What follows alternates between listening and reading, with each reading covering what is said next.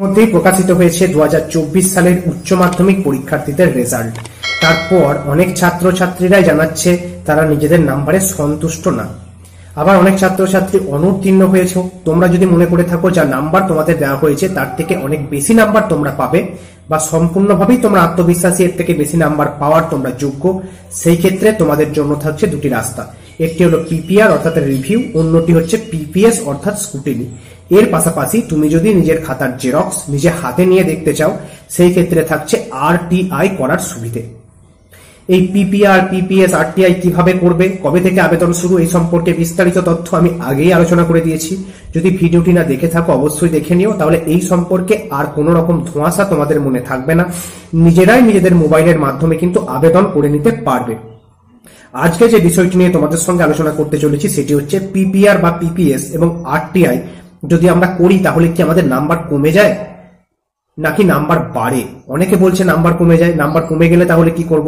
আজকে থাকছে এই সম্পর্কে বিস্তারিত আলোচনা, তাই ভিডিওটি শেষ পর্যন্ত দেখার অনুরোধ রইল। যারা চ্যানেলটিতে নতুন অবশ্যই চ্যানেলটিকে সাবস্ক্রাইব করে নিও এবং তোমাদের বন্ধুদের মাঝে এই তথ্যপূর্ণ ভিডিওটি অবশ্যই কিন্তু শেয়ার করে দিও। দেখো, প্রথমেই বলি পিপিআর অর্থাৎ রিভিউ করতে পারবে তারাই যারা কোনো একটি বা দুটি সাবজেক্টে ফেল করে গেছো বা অনুত্তীর্ণ হয়েছো। রিভিউ করলে তোমার খাতাটি প্রথম থেকে শেষ পর্যন্ত ভালো করে খুঁটিয়ে দেখা হবে নাম্বার দেওয়ার জায়গা আছে কিনা। এবং তুমি যদি করো পিপিএস করতে পারবে তারা যারা পাস করে গেছো কিন্তু মনে হচ্ছে এর থেকে বেশি নাম্বার পাবে। সেই ক্ষেত্রে পিপিএস যদি তুমি করো তাহলে তোমার যে খাতায় নাম্বার দেওয়া হয়েছে সেই নাম্বারগুলি আর একবার নতুন করে যোগ করে দেখা হবে যোগফল সঠিক আছে কিনা। আশা করি এই বিষয়টি ক্লিয়ার। আরটিআই করার মাধ্যমে তুমি তোমার খাতার জেরক্স নিজে হাতে নিয়ে দেখতে পাবে।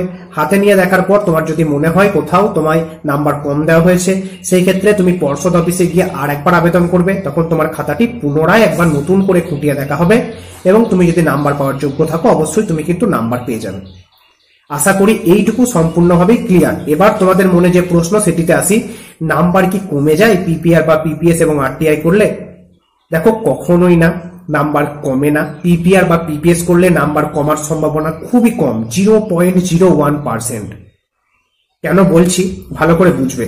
তুমি যদি পিপিআর বা পিপিএস এর জন্য আবেদন করো, সেই ক্ষেত্রে তোমার খাতাটি যখন নতুন করে দেখা হবে তখন তোমাকে যা নাম্বার দেওয়া হয়েছে, ধরো একটা প্রশ্নতে তোমাকে 3 নাম্বারের মধ্যে 2 দেওয়া হয়েছে, তোমার সেই নাম্বারটি কিন্তু কেটে আবার কমিয়ে 2 থেকে 1 করা হবে না, এমনটি হয় না। তাহলে নাম্বার কমে যায় কি ক্ষেত্রে?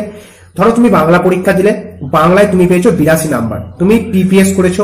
পিপিএস করার পর টোটাল নাম্বারটা যোগ করে দেখা যাচ্ছে হচ্ছে 80, জন্য তোমায় দিয়ে দেওয়া হয়েছিল 82, তখন তোমার নাম্বারটি কমিয়ে কিন্তু 80 করে দেওয়া হবে, 82 নাম্বার তখন তুমি কিন্তু পাবে না।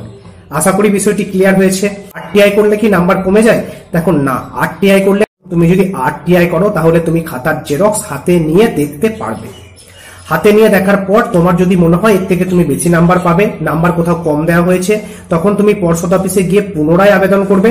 তখন তোমার খাতাটি পুনরায় কিন্তু নতুন করে পুনঃমূল্যায়ন করে দেখা হবে। তাই আরটিআই করলে নাম্বার কমার জায়গা কোথাও থাকে না।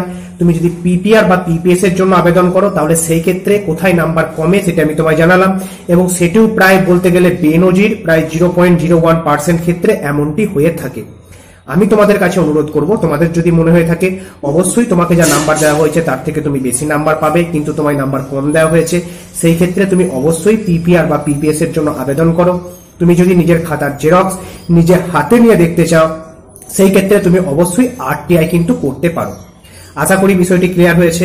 এর পরেও যদি তোমাদের মনে কোনো রকম সন্দেহ থেকে থাকে বা কৌতূহল থাকে অবশ্যই তোমরা কমেন্ট করে জানিও। আমি তোমাদের প্রত্যেকের সংশয় দূর করার কিন্তু চেষ্টা করব। আর হ্যাঁ, চ্যানেলটিতে নতুন হলে অবশ্যই চ্যানেলটি সাবস্ক্রাইব করে নিও। বন্ধুদের মাঝে এই তথ্যপূর্ণ ভিডিওটি শেয়ার করতে কিন্তু ভুলো না।